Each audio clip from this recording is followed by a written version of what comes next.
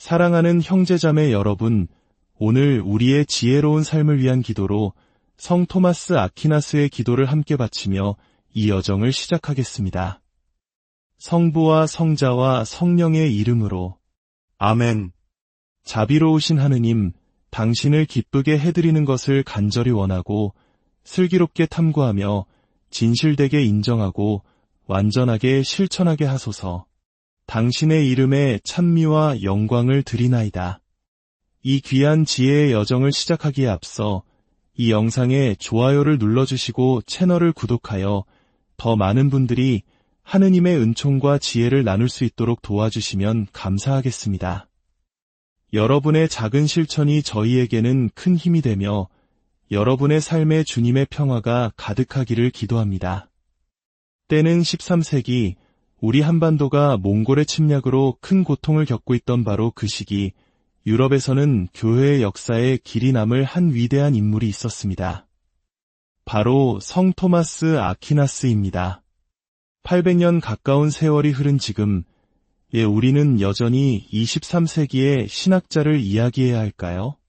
그는 단순히 도미니코 수도회의 위대한 인물을 넘어 오늘을 살아가는 우리 모두에게 어떤 의미를 가질까요?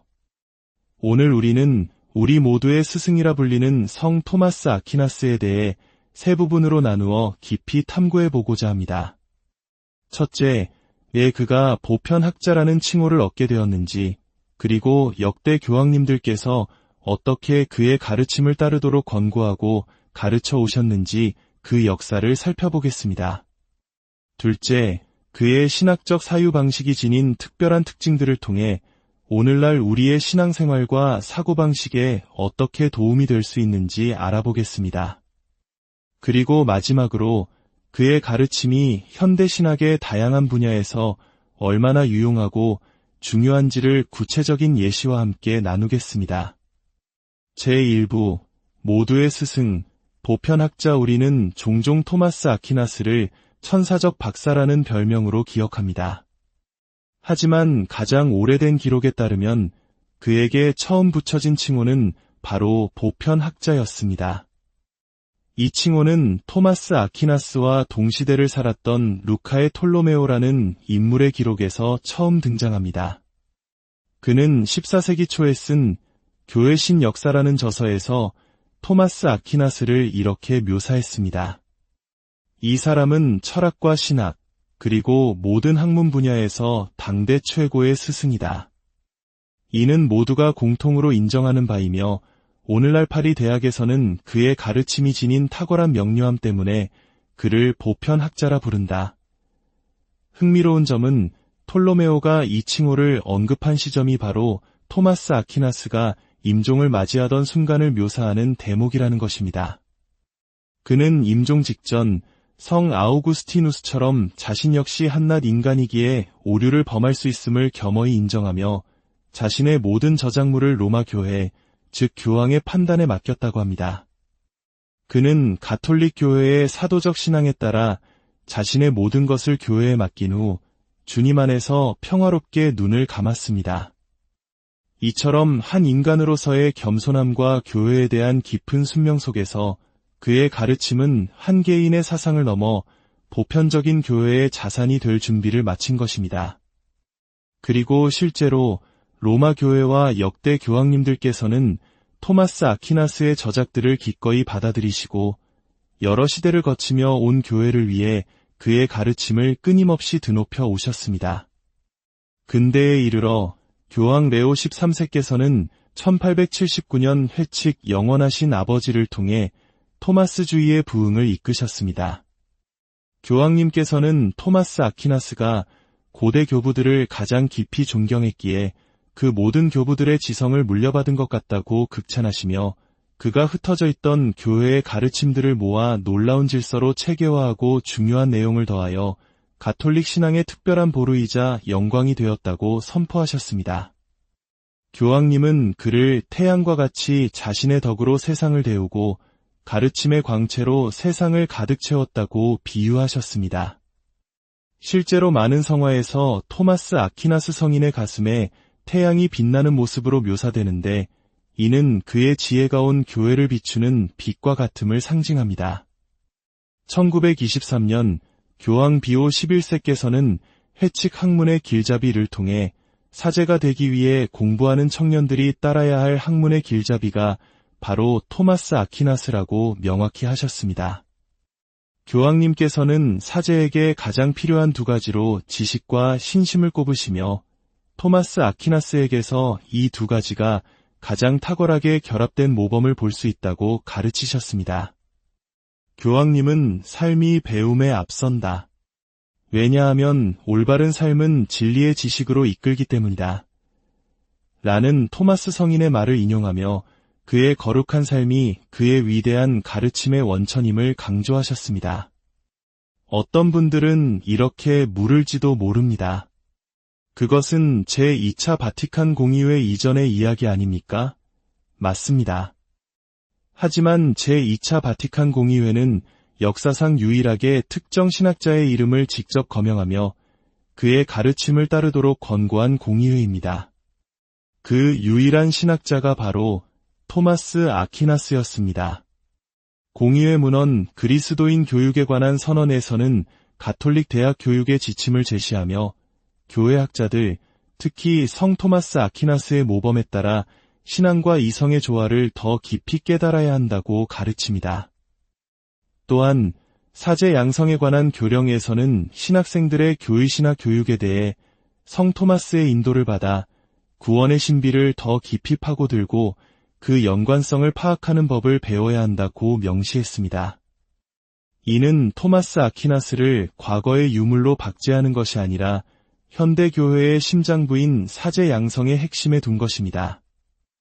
이러한 가르침은 성 요한 바오로 2세께서 1983년에 반포하신 새로운 교회 법전에도 그대로 반영되었습니다.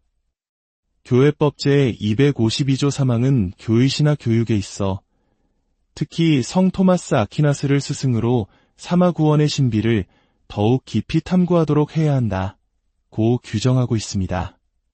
성 요한 바오로 2세 교황님은 해칙 신앙과 이성에서 토마스 아퀴나스를 신앙의 사도라 부르며 그의 사상 안에서 이성의 요구와 신앙의 힘이 인간 사상이 도달했던 가장 높은 차원에서 종합을 이루었다고 격찬하셨습니다. 신학적 성향이 아우구스티누스적이라고 알려진 베네딕토 16세 교황님조차도 2010년 일반 아련에서 오늘 저는 교회가 보편 학자라 부르는 성 토마스 아퀴나스에 대해 말하고 싶습니다. 라고 하시며 가톨릭교회 교리서에서 성 아우구스티누스 다음으로 가장 많이 무려 61회 이상 인용된 인물이 바로 토마스 아퀴나스임을 상기시키셨습니다. 현대의 프란치스코 교황님께서는 당신의 사목 중심 주제인 자비를 설명하시면서 성 토마스 아퀴나스의 가르침을 인용하십니다. 회칙 복음의 기쁨에서 교황님은 외적인 행위에 관한 한 자비는 모든 덕 가운데 가장 위대하다는 토마스 성인의 가르침을 바탕으로 자비의 탁월함을 강조하십니다. 이처럼 토마스 아퀴나스는 특정 시대나 특정 수도회에 국한된 신학자가 아니라 여러 세기에 걸쳐 교황님들이 한결같이 인정하고 권고해온 교회의 보편적인 스승, 바로 우리 모두의 스승입니다. 제2부 평화와 지혜, 토마스 아퀴나스 신학의 특징. 그렇다면 토마스 아퀴나스의 사유 방식에는 어떤 특징이 있기에 이토록 오랜 세월 동안 교회의 사랑을 받을 수 있었을까요? 오늘 우리의 신앙에 도움이 될 7가지 특징을 살펴보겠습니다. 첫째, 논증에서의 평화로움입니다. 성인은 사랑에서 평화가 온다고 가르쳤습니다. 그는 수많은 신학적 논쟁의 한가운데에 있으면서도 놀라울 정도의 내적 평화를 유지했습니다. 그는 마치 친절한 주인이 손님을 맞이하듯 자신의 의견에 반대하는 모든 주장을 경청하고 존중했습니다. 그는 모든 반대 의견 속에도 일말의 진리가 숨어 있음을 인정하고 그 진리를 존중하면서 더 큰 진리를 향해 나아갔습니다. 오늘날처럼 갈등과 대립이 만연한 시대에 이러한 평화로운 대화의 자세는 우리에게 큰 울림을 줍니다. 둘째, 진리에 대한 개방성입니다. 그는 누가 말했든 모든 진리는 성령으로부터 온다는 암브로시아스테르의 말을 평생의 좌우명으로 삼았습니다. 그에게 진리를 탐구하는 데에는 성역이 없었습니다. 그는 이교도 철학자인 아리스토텔레스나 이슬람, 유대교 학자들의 저술에서도 기꺼이 진리를 발견하고 수용했습니다. 진리라면 그 출처가 어디든 하느님에게서 온 것이라 믿었기 때문입니다. 셋째, 신앙과 이성의 조화입니다. 이것이야말로 토마스 아퀴나스 사상의 정수입니다. 그는 신앙이 이성을 파괴하는 것이 아니라 오히려 이성을 완성하고 드높인다고 믿었습니다. 이성은 하느님께서 주신 선물이므로 신앙의 신비를 이해하는 데 중요한 도구가 될 수 있습니다. 반대로 신앙은 이성이 홀로 도달할 수 없는 더 높은 진리의 세계로 우리를 이끌어줍니다. 넷째, 질서와 명료함입니다. 그의 대표작 신학대전은 방대한 신학적 주제들을 놀랍도록 체계적이고 명료하게 정리한 걸작입니다. 그는 하느님에게서 시작하여 창조, 인간, 그리스도를 거쳐 다시 하느님께로 돌아가는 거대한 구원의 여정을 질서정연하게 펼쳐 보입니다. 다섯째, 현실에 대한 깊은 이해입니다.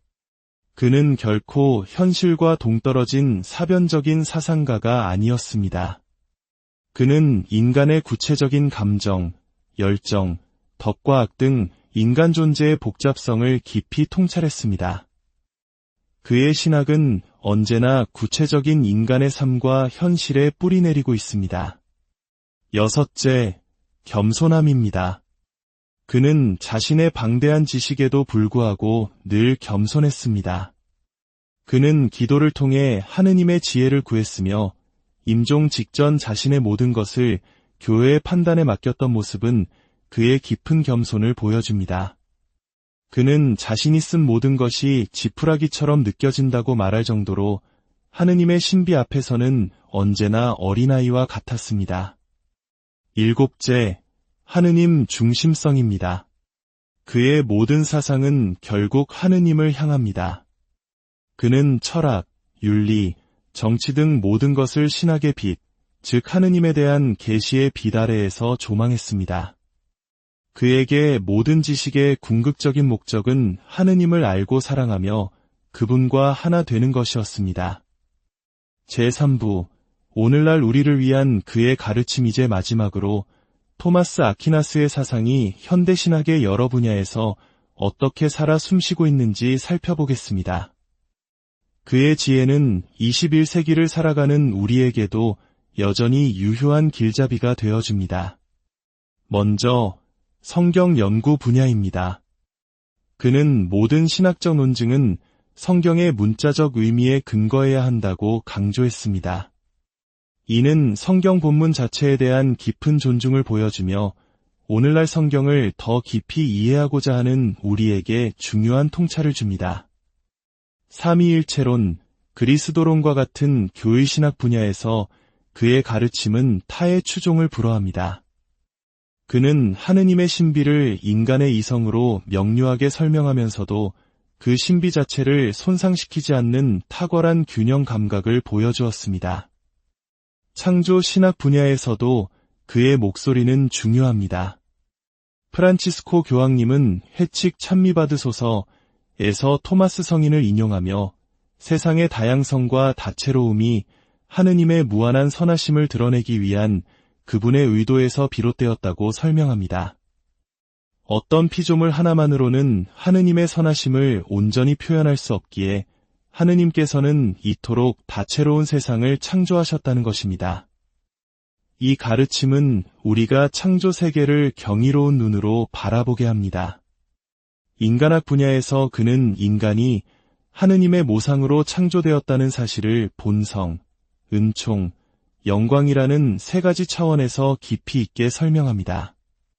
이를 통해 우리는 우리가 어디에서 왔으며 은총 안에서 어떻게 살아가야 하고 궁극적으로 어디를 향해 나아가야 하는지를 깨닫게 됩니다.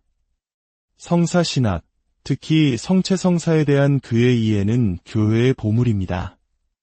베네딕토 16세 교황님께서 말씀하셨듯이 우리가 미사 때 부르는 아름다운 성체 찬미가들, 예를 들어 지존하신 성체 앞에 와 같은 곡들은 바로 토마스 아퀴나스의 신앙과 신학적 지혜에서 탄생했습니다.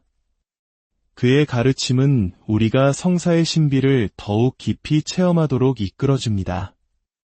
윤리신학 분야에서 그의 덕윤리는 오늘날 다시금 큰 주목을 받고 있습니다. 그는 단순히 무엇을 해야 하는가를 넘어 어떤 사람이 되어야 하는가를 물으며 덕을 실천함으로써 하느님을 닮아가는 삶의 중요성을 가르칩니다. 마지막으로 교회 일치 운동 분야에서도 그는 중요한 역할을 합니다. 가톨릭과 개신교 신학자들이 함께 토마스 아퀴나스와 20세기 최고의 개신교 신학자 칼 바르트의 사상을 비교 연구하는 책이 출간될 정도로 그의 사상은 다른 그리스도교 교파와의 진지한 대화를 위한 훌륭한 발판이 되고 있습니다. 결론적으로 우리는 오늘 토마스 아퀴나스가 왜 보편학자라 불리는지, 그의 사상이 어떤 특징을 지니는지, 그리고 그 가르침이 오늘날 우리에게 얼마나 중요한지를 살펴보았습니다. 그는 800년 전의 인물이지만 그의 지혜는 시대를 초월하여 우리의 신앙과 이성에 빛을 던져줍니다. 이제 처음 시작했던 성 토마스 아퀴나스의 기도의 마지막 부분을 함께 바치며 오늘 나눈 지혜가 우리 삶에 깊이 뿌리내리기를 청합시다. 주 저의 하느님, 당신을 아는 깨달음을, 당신을 찾는 열성을, 당신을 발견하는 지혜를, 당신 마음에 드는 대화를, 당신을 충실히 기다리는 인내를, 그리고 마침내 당신을 껴안는 믿음을 저에게 허락하소서. 이 세상에서는 고행으로 보속하게 하시고 현세에서는 당신의 선물을 은총으로 잘 사용하게 하시며 천국의 영광 속에서는 당신 기쁨에 참여하게 하소서. 세세에 영원히 살아계시며 다스리시는 하느님. 아멘. 성부와 성자와 성령의 이름으로. 아멘. 오늘 성 토마스 아퀴나스의 지혜를 통해 우리의 신앙과 이성이 더욱 깊어지는 은총의 시간이 되셨기를 바랍니다. 주님의 평화가 여러분의 삶에 언제나 가득하게. 사랑하는 형제자매 여러분, 오늘 우리의 지혜로운 삶을 위한 기도로 성 토마스 아퀴나스의 기도를 함께 바치며 이 여정을 시작하겠습니다. 성부와 성자와 성령의 이름으로. 아멘. 자비로우신 하느님, 당신을 기쁘게 해드리는 것을 간절히 원하고 슬기롭게 탐구하며 진실되게 인정하고 완전하게 실천하게 하소서. 당신의 이름에 찬미와 영광을 드리나이다.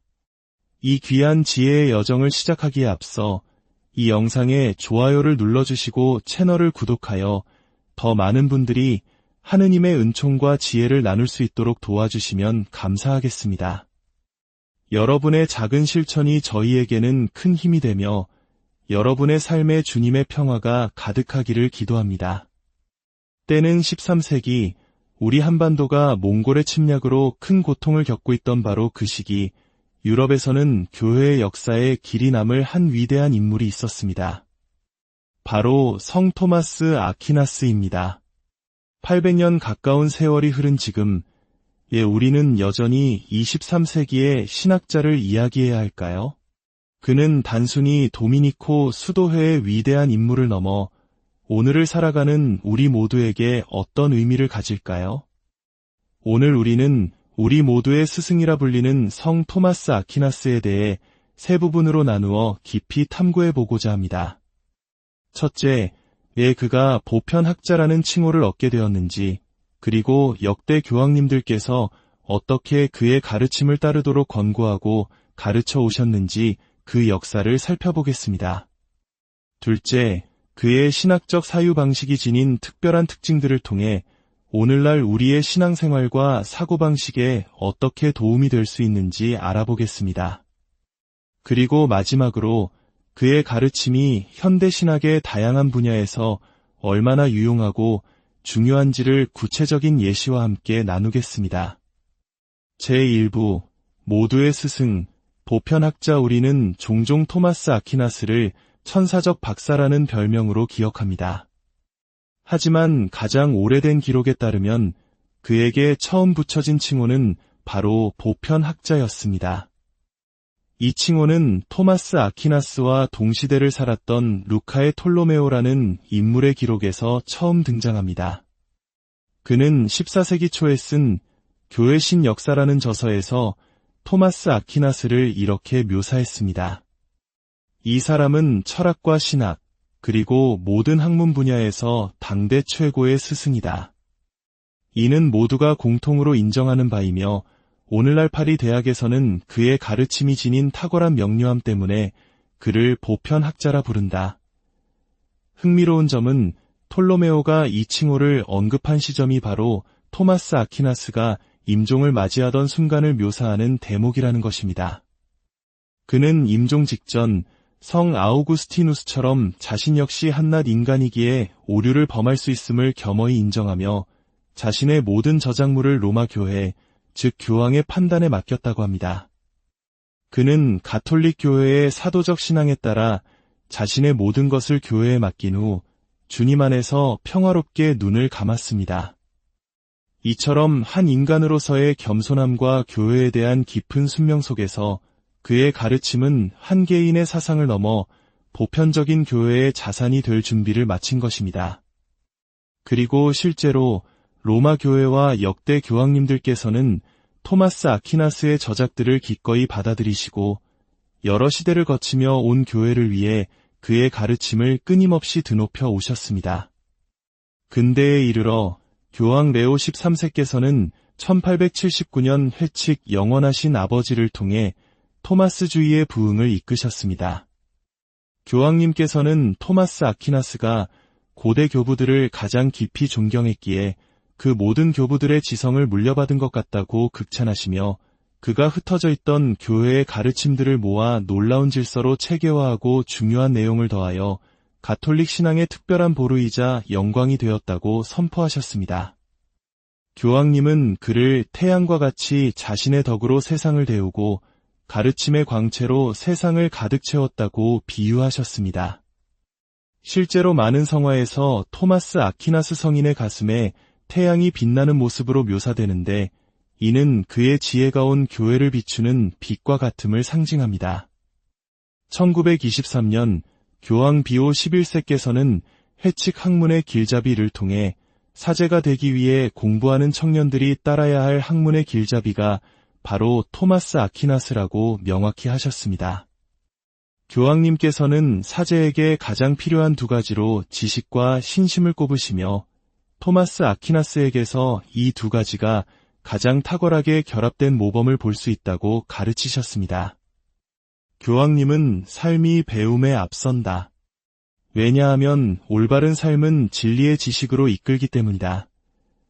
라는 토마스 성인의 말을 인용하며 그의 거룩한 삶이 그의 위대한 가르침의 원천임을 강조하셨습니다. 어떤 분들은 이렇게 물을지도 모릅니다. 그것은 제2차 바티칸 공의회 이전의 이야기 아닙니까? 맞습니다. 하지만 제2차 바티칸 공의회는 역사상 유일하게 특정 신학자의 이름을 직접 거명하며 그의 가르침을 따르도록 권고한 공의회입니다. 그 유일한 신학자가 바로 토마스 아퀴나스였습니다.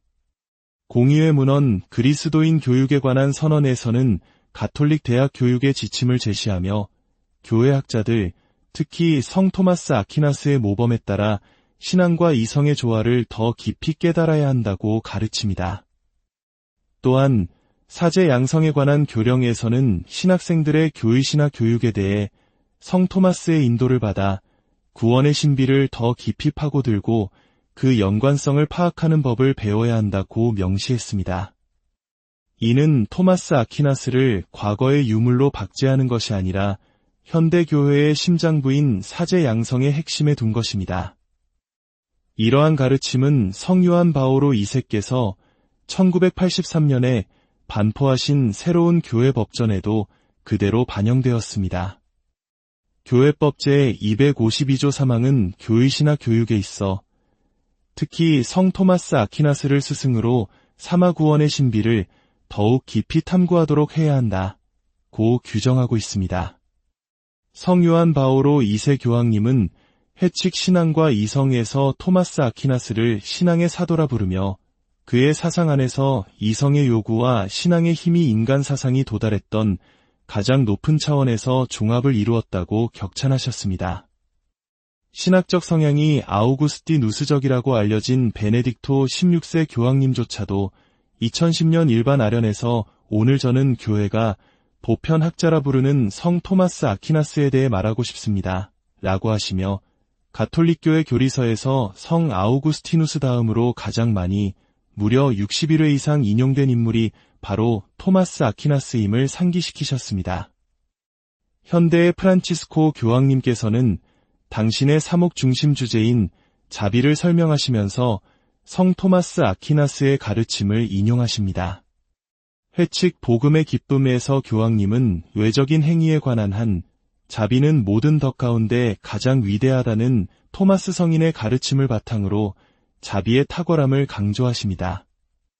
이처럼 토마스 아퀴나스는 특정 시대나 특정 수도회에 국한된 신학자가 아니라 여러 세기에 걸쳐 교황님들이 한결같이 인정하고 권고해온 교회의 보편적인 스승, 바로 우리 모두의 스승입니다. 제2부 평화와 지혜, 토마스 아퀴나스 신학의 특징. 그렇다면 토마스 아퀴나스의 사유 방식에는 어떤 특징이 있기에 이토록 오랜 세월 동안 교회의 사랑을 받을 수 있었을까요? 오늘 우리의 신앙에 도움이 될 7가지 특징을 살펴보겠습니다. 첫째, 논증에서의 평화로움입니다. 성인은 사랑에서 평화가 온다고 가르쳤습니다. 그는 수많은 신학적 논쟁의 한가운데에 있으면서도 놀라울 정도의 내적 평화를 유지했습니다. 그는 마치 친절한 주인이 손님을 맞이하듯 자신의 의견에 반대하는 모든 주장을 경청하고 존중했습니다. 그는 모든 반대 의견 속에도 일말의 진리가 숨어 있음을 인정하고 그 진리를 존중하면서 더 큰 진리를 향해 나아갔습니다. 오늘날처럼 갈등과 대립이 만연한 시대에 이러한 평화로운 대화의 자세는 우리에게 큰 울림을 줍니다. 둘째, 진리에 대한 개방성입니다. 그는 누가 말했든 모든 진리는 성령으로부터 온다는 암브로시아스테르의 말을 평생의 좌우명으로 삼았습니다. 그에게 진리를 탐구하는 데에는 성역이 없었습니다. 그는 이교도 철학자인 아리스토텔레스나 이슬람, 유대교 학자들의 저술에서도 기꺼이 진리를 발견하고 수용했습니다. 진리라면 그 출처가 어디든 하느님에게서 온 것이라 믿었기 때문입니다. 셋째, 신앙과 이성의 조화입니다. 이것이야말로 토마스 아퀴나스 사상의 정수입니다. 그는 신앙이 이성을 파괴하는 것이 아니라 오히려 이성을 완성하고 드높인다고 믿었습니다. 이성은 하느님께서 주신 선물이므로 신앙의 신비를 이해하는 데 중요한 도구가 될 수 있습니다. 반대로 신앙은 이성이 홀로 도달할 수 없는 더 높은 진리의 세계로 우리를 이끌어줍니다. 넷째, 질서와 명료함입니다. 그의 대표작 신학대전은 방대한 신학적 주제들을 놀랍도록 체계적이고 명료하게 정리한 걸작입니다. 그는 하느님에게서 시작하여 창조, 인간, 그리스도를 거쳐 다시 하느님께로 돌아가는 거대한 구원의 여정을 질서정연하게 펼쳐 보입니다. 다섯째, 현실에 대한 깊은 이해입니다. 그는 결코 현실과 동떨어진 사변적인 사상가가 아니었습니다. 그는 인간의 구체적인 감정, 열정, 덕과 악 등 인간 존재의 복잡성을 깊이 통찰했습니다. 그의 신학은 언제나 구체적인 인간의 삶과 현실에 뿌리내리고 있습니다. 여섯째, 겸손함입니다. 그는 자신의 방대한 지식에도 불구하고 늘 겸손했습니다. 그는 기도를 통해 하느님의 지혜를 구했으며 임종 직전 자신의 모든 것을 교회의 판단에 맡겼던 모습은 그의 깊은 겸손을 보여줍니다. 그는 자신이 쓴 모든 것이 지푸라기처럼 느껴진다고 말할 정도로 하느님의 신비 앞에서는 언제나 어린아이와 같았습니다. 일곱째, 하느님 중심성입니다. 그의 모든 사상은 결국 하느님을 향합니다. 그는 철학, 윤리, 정치 등 모든 것을 신학의 빛, 즉 하느님에 대한 계시의 빛 아래에서 조망했습니다. 그에게 모든 지식의 궁극적인 목적은 하느님을 알고 사랑하며 그분과 하나 되는 것이었습니다. 제3부, 오늘날 우리를 위한 그의 가르침. 이제 마지막으로 토마스 아퀴나스의 사상이 현대신학의 여러 분야에서 어떻게 살아 숨쉬고 있는지 살펴보겠습니다. 그의 지혜는 21세기를 살아가는 우리에게도 여전히 유효한 길잡이가 되어줍니다. 먼저 성경 연구 분야입니다. 그는 모든 신학적 논증은 성경의 문자적 의미에 근거해야 한다고 강조했습니다. 이는 성경 본문 자체에 대한 깊은 존중을 보여주며 오늘날 성경을 더 깊이 이해하고자 하는 우리에게 중요한 통찰을 줍니다. 삼위일체론, 그리스도론과 같은 교의신학 분야에서 그의 가르침은 타의 추종을 불허합니다. 그는 하느님의 신비를 인간의 이성으로 명료하게 설명하면서도 그 신비 자체를 손상시키지 않는 탁월한 균형 감각을 보여주었습니다. 창조 신학 분야에서도 그의 목소리는 중요합니다. 프란치스코 교황님은 해칙 찬미받으소서에서 토마스 성인을 인용하며 세상의 다양성과 다채로움이 하느님의 무한한 선하심을 드러내기 위한 그분의 의도에서 비롯되었다고 설명합니다. 어떤 피조물 하나만으로는 하느님의 선하심을 온전히 표현할 수 없기에 하느님께서는 이토록 다채로운 세상을 창조하셨다는 것입니다. 이 가르침은 우리가 창조 세계를 경이로운 눈으로 바라보게 합니다. 인간학 분야에서 그는 인간이 하느님의 모상으로 창조되었다는 사실을 본성, 은총, 영광이라는 세 가지 차원에서 깊이 있게 설명합니다. 이를 통해 우리는 우리가 어디에서 왔으며 은총 안에서 어떻게 살아가야 하고 궁극적으로 어디를 향해 나아가야 하는지를 깨닫게 됩니다. 성사신학, 특히 성체성사에 대한 그의 이해는 교회의 보물입니다. 베네딕토 16세 교황님께서 말씀하셨듯이 우리가 미사 때 부르는 아름다운 성체 찬미가들, 예를 들어 지존하신 성체 앞에 와 같은 곡들은 바로 토마스 아퀴나스의 신앙과 신학적 지혜에서 탄생했습니다. 그의 가르침은 우리가 성사의 신비를 더욱 깊이 체험하도록 이끌어줍니다. 윤리신학 분야에서 그의 덕윤리는 오늘날 다시금 큰 주목을 받고 있습니다. 그는 단순히 무엇을 해야 하는가를 넘어 어떤 사람이 되어야 하는가를 물으며 덕을 실천함으로써 하느님을 닮아가는 삶의 중요성을 가르칩니다. 마지막으로 교회 일치 운동 분야에서도 그는 중요한 역할을 합니다. 가톨릭과 개신교 신학자들이 함께 토마스 아퀴나스와 20세기 최고의 개신교 신학자 칼 바르트의 사상을 비교 연구하는 책이 출간될 정도로 그의 사상은 다른 그리스도교 교파와의 진지한 대화를 위한 훌륭한 발판이 되고 있습니다. 결론적으로 우리는 오늘 토마스 아퀴나스가 왜 보편학자라 불리는지, 그의 사상이 어떤 특징을 지니는지, 그리고 그 가르침이 오늘날 우리에게 얼마나 중요한지를 살펴보았습니다. 그는 800년 전의 인물이지만 그의 지혜는 시대를 초월하여 우리의 신앙과 이성에 빛을 던져줍니다. 이제 처음 시작했던 성 토마스 아퀴나스의 기도의 마지막 부분을 함께 바치며 오늘 나눈 지혜가 우리 삶에 깊이 뿌리내리기를 청합시다. 주 저의 하느님, 당신을 아는 깨달음을, 당신을 찾는 열성을, 당신을 발견하는 지혜를, 당신 마음에 드는 대화를, 당신을 충실히 기다리는 인내를, 그리고 마침내 당신을 껴안는 믿음을 저에게 허락하소서.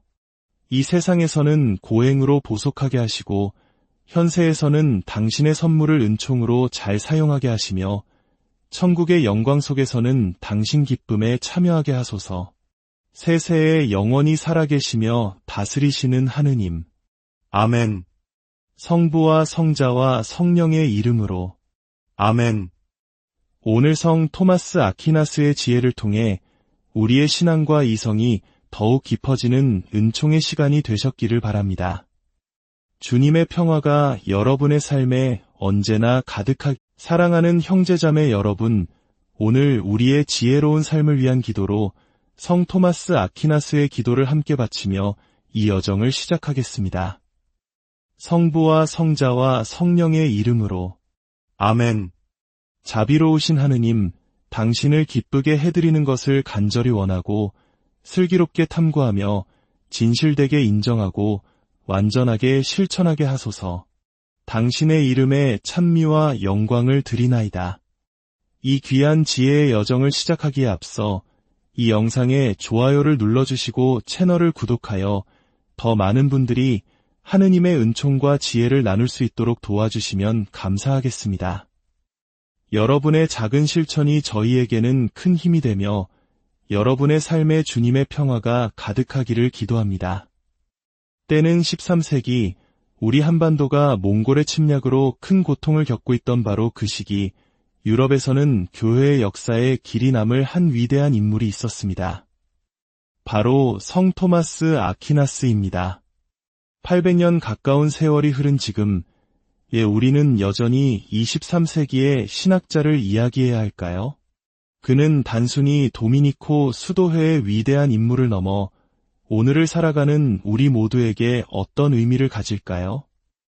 오늘 우리는 우리 모두의 스승이라 불리는 성 토마스 아퀴나스에 대해 세 부분으로 나누어 깊이 탐구해보고자 합니다. 첫째, 왜 그가 보편학자라는 칭호를 얻게 되었는지, 그리고 역대 교황님들께서 어떻게 그의 가르침을 따르도록 권고하고 가르쳐 오셨는지 그 역사를 살펴보겠습니다. 둘째, 그의 신학적 사유 방식이 지닌 특별한 특징들을 통해 오늘날 우리의 신앙생활과 사고방식에 어떻게 도움이 될 수 있는지 알아보겠습니다. 그리고 마지막으로 그의 가르침이 현대신학의 다양한 분야에서 얼마나 유용하고 중요한지를 구체적인 예시와 함께 나누겠습니다. 제1부, 모두의 스승, 보편학자. 우리는 종종 토마스 아퀴나스를 천사적 박사라는 별명으로 기억합니다. 하지만 가장 오래된 기록에 따르면 그에게 처음 붙여진 칭호는 바로 보편학자였습니다. 이 칭호는 토마스 아퀴나스와 동시대를 살았던 루카의 톨로메오라는 인물의 기록에서 처음 등장합니다. 그는 14세기 초에 쓴 교회 신역사라는 저서에서 토마스 아퀴나스를 이렇게 묘사했습니다. 이 사람은 철학과 신학, 그리고 모든 학문 분야에서 당대 최고의 스승이다. 이는 모두가 공통으로 인정하는 바이며 오늘날 파리 대학에서는 그의 가르침이 지닌 탁월한 명료함 때문에 그를 보편학자라 부른다. 흥미로운 점은 톨로메오가 이 칭호를 언급한 시점이 바로 토마스 아퀴나스가 임종을 맞이하던 순간을 묘사하는 대목이라는 것입니다. 그는 임종 직전 성 아우구스티누스처럼 자신 역시 한낱 인간이기에 오류를 범할 수 있음을 겸허히 인정하며 자신의 모든 저작물을 로마 교회, 즉 교황의 판단에 맡겼다고 합니다.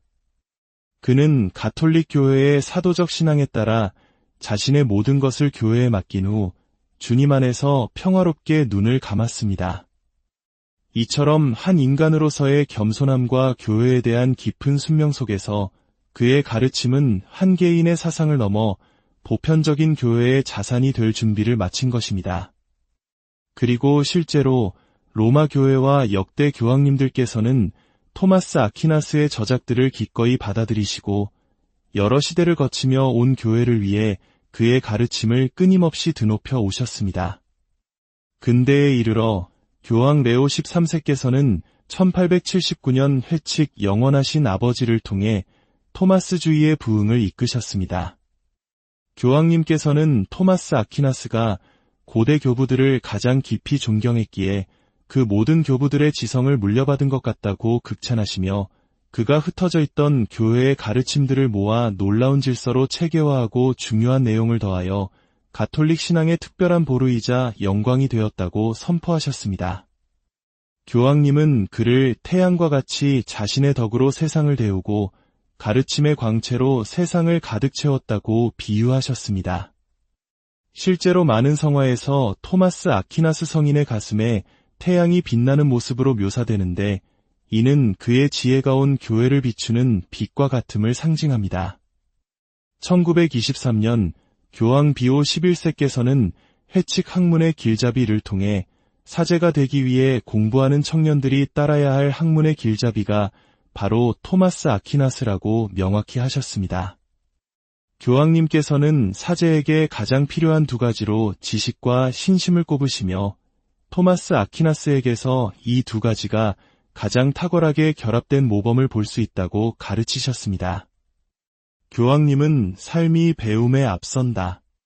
왜냐하면 올바른 삶은 진리의 지식으로 이끌기 때문이다. 라는 토마스 성인의 말을 인용하며 그의 거룩한 삶이 그의 위대한 가르침의 원천임을 강조하셨습니다. 어떤 분들은 이렇게 물을지도 모릅니다.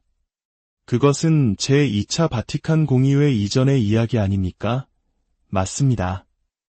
하지만 제2차 바티칸 공의회는 역사상 유일하게 특정 신학자의 이름을 직접 거명하며 그의 가르침을 따르도록 권고한 공의회입니다. 그 유일한 신학자가 바로 토마스 아퀴나스였습니다. 공의회 문헌 그리스도인 교육에 관한 선언에서는 가톨릭 대학 교육의 지침을 제시하며 교회학자들, 특히 성 토마스 아퀴나스의 모범에 따라 신앙과 이성의 조화를 더 깊이 깨달아야 한다고 가르칩니다. 또한 사제 양성에 관한 교령에서는 신학생들의 교의신학 교육에 대해 성 토마스의 인도를 받아 구원의 신비를 더 깊이 파고들고 그 연관성을 파악하는 법을 배워야 한다고 명시했습니다. 이는 토마스 아퀴나스를 과거의 유물로 박제하는 것이 아니라 현대 교회의 심장부인 사제 양성의 핵심에 둔 것입니다. 이러한 가르침은 성 요한 바오로 2세께서 1983년에 반포하신 새로운 교회 법전에도 그대로 반영되었습니다. 교회법 제252조 3항은 교의신학 교육에 있어 특히 성 토마스 아퀴나스를 스승으로 사마 구원의 신비를 더욱 깊이 탐구하도록 해야 한다고 규정하고 있습니다. 성 요한 바오로 2세 교황님은 회칙 신앙과 이성에서 토마스 아퀴나스를 신앙의 사도라 부르며 그의 사상 안에서 이성의 요구와 신앙의 힘이 인간 사상이 도달했던 가장 높은 차원에서 종합을 이루었다고 격찬하셨습니다. 신학적 성향이 아우구스티누스적이라고 알려진 베네딕토 16세 교황님조차도 2010년 일반 아련에서 오늘 저는 교회가 보편학자라 부르는 성 토마스 아퀴나스에 대해 말하고 싶습니다. 라고 하시며 가톨릭교회 교리서에서 성 아우구스티누스 다음으로 가장 많이 무려 61회 이상 인용된 인물이 바로 토마스 아퀴나스임을 상기시키셨습니다. 현대의 프란치스코 교황님께서는 당신의 사목 중심 주제인 자비를 설명하시면서 성 토마스 아퀴나스의 가르침을 인용하십니다. 회칙 복음의 기쁨에서 교황님은 외적인 행위에 관한 한 자비는 모든 덕 가운데 가장 위대하다는 토마스 성인의 가르침을 바탕으로 자비의 탁월함을 강조하십니다. 이처럼 토마스 아퀴나스는 특정 시대나 특정 수도회에 국한된 신학자가 아니라 여러 세기에 걸쳐 교황님들이 한결같이 인정하고 권고해온 교회의 보편적인 스승, 바로 우리 모두의 스승입니다. 제2부 평화와 지혜, 토마스 아퀴나스 신학의 특징. 그렇다면 토마스 아퀴나스의 사유 방식에는 어떤 특징이 있기에 이토록 오랜 세월 동안 교회의 사랑을 받을 수 있었을까요? 오늘 우리의 신앙에 도움이 될 7가지 특징을 살펴보겠습니다. 첫째, 논증에서의 평화로움입니다. 성인은 사랑에서 평화가 온다고 가르쳤습니다. 그는 수많은 신학적 논쟁의 한가운데에 있으면서도 놀라울 정도의 내적 평화를 유지했습니다. 그는 마치 친절한 주인이 손님을 맞이하듯 자신의 의견에 반대하는 모든 주장을 경청하고 존중했습니다. 그는 모든 반대 의견 속에도 일말의 진리가 숨어 있음을 인정하고 그 진리를 존중하면서 더 큰 진리를 향해 나아갔습니다. 오늘날처럼 갈등과 대립이 만연한 시대에 이러한 평화로운 대화의 자세는 우리에게 큰 울림을 줍니다. 둘째, 진리에 대한 개방성입니다. 그는 누가 말했든 모든 진리는 성령으로부터 온다는 암브로시아스테르의 말을 평생의 좌우명으로 삼았습니다. 그에게 진리를 탐구하는 데에는 성역이 없었습니다. 그는 이교도 철학자인 아리스토텔레스나 이슬람, 유대교 학자들의 저술에서도 기꺼이 진리를 발견하고 수용했습니다. 진리라면 그 출처가 어디든 하느님에게서 온 것이라 믿었기 때문입니다. 셋째, 신앙과 이성의 조화입니다. 이것이야말로 토마스 아퀴나스 사상의 정수입니다. 그는 신앙이 이성을 파괴하는 것이 아니라 오히려 이성을 완성하고 드높인다고 믿었습니다. 이성은 하느님께서 주신 선물이므로 신앙의 신비를 이해하는 데 중요한 도구가 될 수 있습니다. 반대로 신앙은 이성이 홀로 도달할 수 없는 더 높은 진리의 세계로 우리를 이끌어줍니다. 넷째, 질서와 명료함입니다. 그의 대표작 신학대전은 방대한 신학적 주제들을 놀랍도록 체계적이고 명료하게 정리한 걸작입니다. 그는 하느님에게서 시작하여 창조, 인간, 그리스도를 거쳐 다시 하느님께로 돌아가는 거대한 구원의 여정을 질서정연하게 펼쳐 보입니다. 다섯째, 현실에 대한 깊은 이해입니다. 그는 결코 현실과 동떨어진 사변적인 사상가가 아니었습니다. 그는 인간의 구체적인 감정, 열정, 덕과 악 등 인간 존재의 복잡성을 깊이 통찰했습니다. 그의 신학은 언제나 구체적인 인간의 삶과 현실에 뿌리내리고 있습니다. 여섯째, 겸손함입니다. 그는 자신의 방대한 지식에도 불구하고 늘 겸손했습니다. 그는 기도를 통해 하느님의 지혜를 구했으며 임종 직전 자신의 모든 것을 교회의 판단에 맡겼던 모습은 그의 깊은 겸손을 보여줍니다. 그는 자신이 쓴 모든 것이 지푸라기처럼 느껴진다고 말할 정도로 하느님의 신비 앞에서는 언제나 어린아이와 같았습니다. 일곱째, 하느님 중심성입니다. 그의 모든 사상은 결국 하느님을 향합니다. 그는 철학, 윤리, 정치 등 모든 것을 신학의 빛, 즉 하느님에 대한 계시의 빛 아래에서 조망했습니다. 그에게 모든 지식의 궁극적인 목적은 하느님을 알고 사랑하며 그분과 하나 되는 것이었습니다. 제3부, 오늘날 우리를 위한 그의 가르침 이제 마지막으로 토마스 아퀴나스의 사상이 현대신학의 여러 분야에서 어떻게 살아 숨쉬고 있는지 살펴보겠습니다. 그의 지혜는 21세기를 살아가는 우리에게도 여전히 유효한 길잡이가 되어줍니다. 먼저 성경 연구 분야입니다. 그는 모든 신학적 논증은 성경의 문자적 의미에 근거해야 한다고 강조했습니다. 이는 성경 본문 자체에 대한 깊은 존중을 보여주며 오늘날 성경을 더 깊이 이해하고자 하는 우리에게 중요한 통찰을 줍니다. 삼위일체론, 그리스도론과 같은 교의신학 분야에서 그의 가르침은 타의 추종을 불허합니다. 그는 하느님의 신비를 인간의 이성으로 명료하게 설명하면서도 그 신비 자체를 손상시키지 않는 탁월한 균형 감각을 보여주었습니다. 창조 신학 분야에서도 그의 목소리는 중요합니다. 프란치스코 교황님은 회칙 찬미받으소서에서 토마스 성인을 인용하며 세상의 다양성과 다채로움이 하느님의 무한한 선하심을 드러내기 위한 그분의 의도에서 비롯되었다고 설명합니다. 어떤 피조물 하나만으로는 하느님의 선하심을 온전히 표현할 수 없기에 하느님께서는 이토록 다채로운 세상을 창조하셨다는 것입니다. 이 가르침은 우리가 창조 세계를 경이로운 눈으로 바라보게 합니다. 인간학 분야에서 그는 인간이 하느님의 모상으로 창조되었다는 사실을 본성, 은총, 영광이라는 세 가지 차원에서 깊이 있게 설명합니다. 이를 통해 우리는 우리가 어디에서 왔으며 은총 안에서 어떻게 살아가야 하고 궁극적으로 어디를 향해 나아가야 하는지를 깨닫게 됩니다.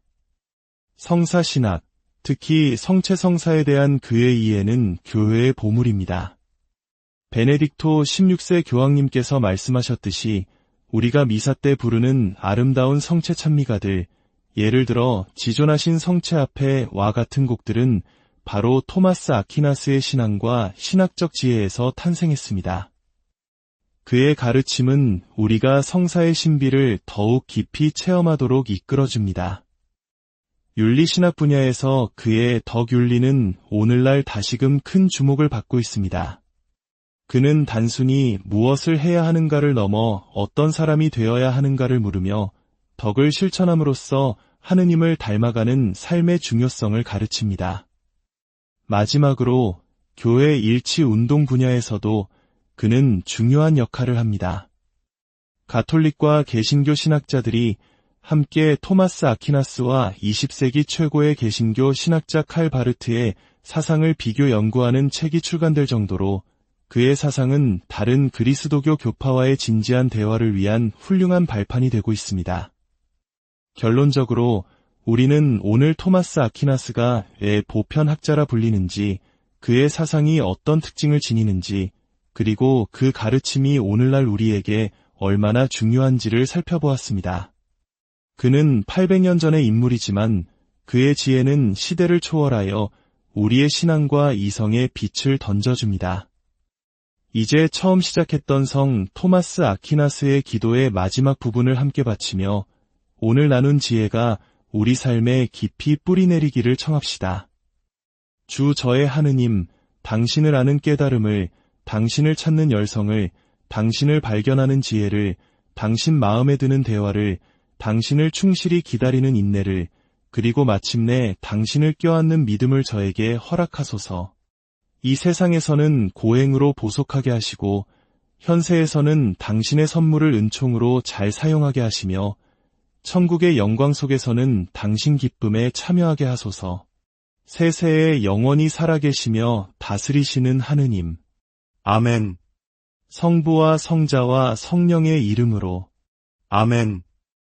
오늘 성 토마스 아퀴나스의 지혜를 통해 우리의 신앙과 이성이 더욱 깊어지는 은총의 시간이 되셨기를 바랍니다.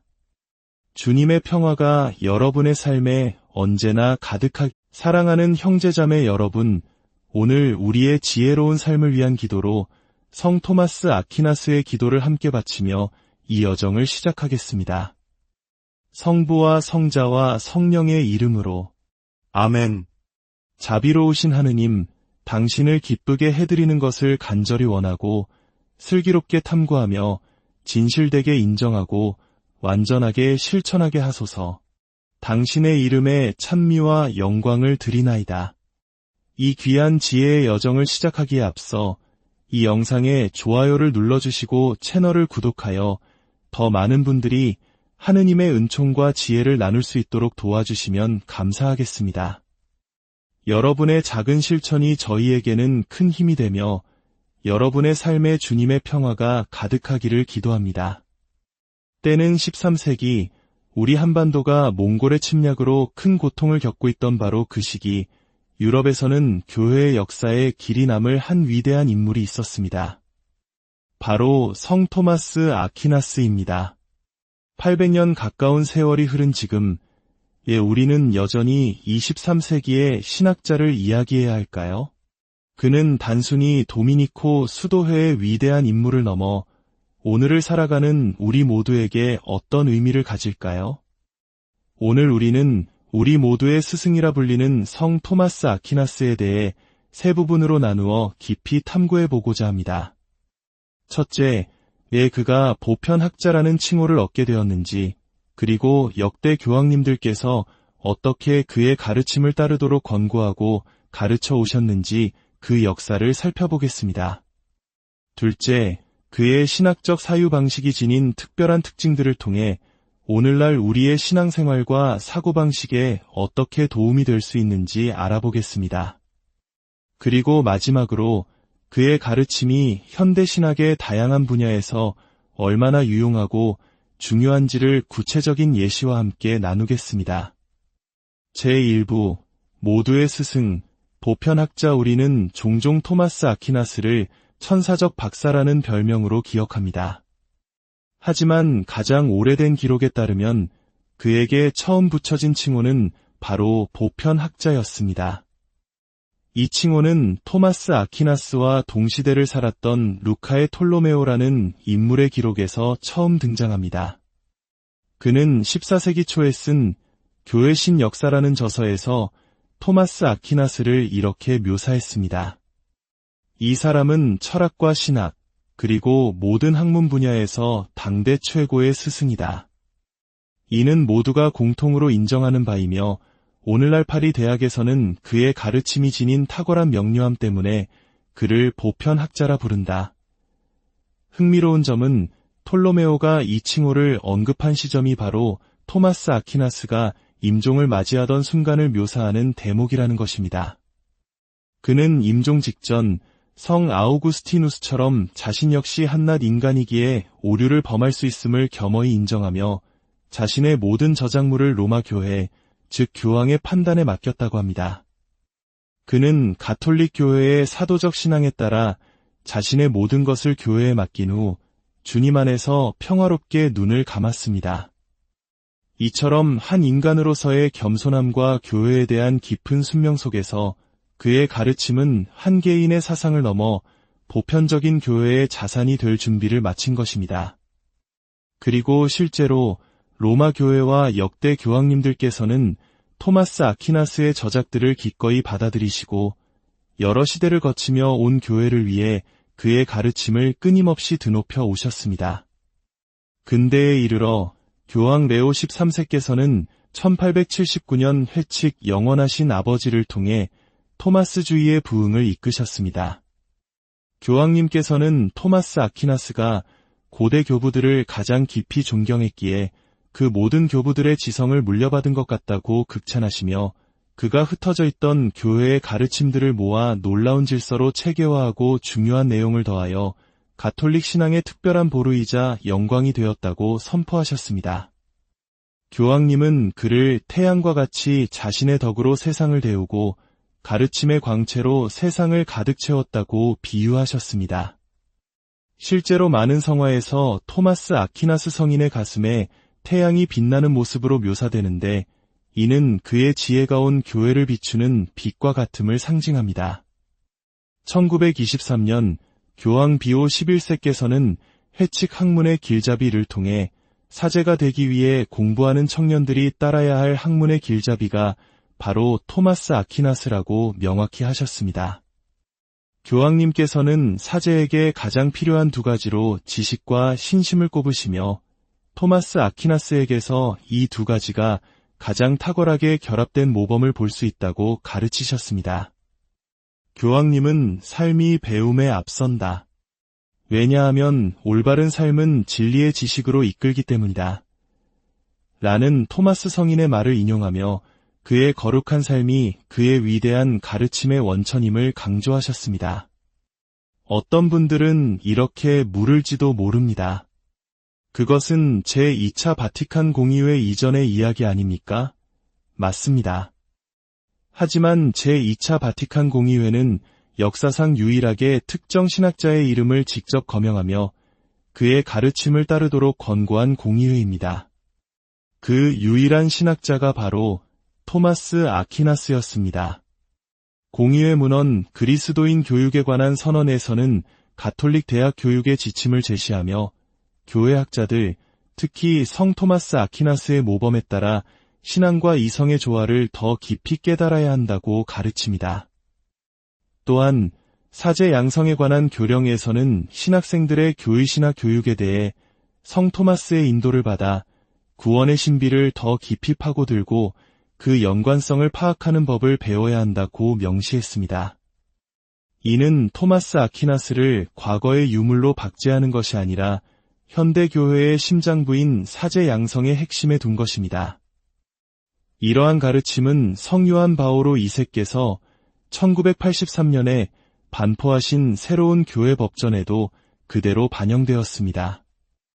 교회법 제252조 3항은 교의시나 교육에 있어 특히 성 토마스 아퀴나스를 스승으로 사마구원의 신비를 더욱 깊이 탐구하도록 해야 한다고 규정하고 있습니다. 성 요한 바오로 2세 교황님은 해칙 신학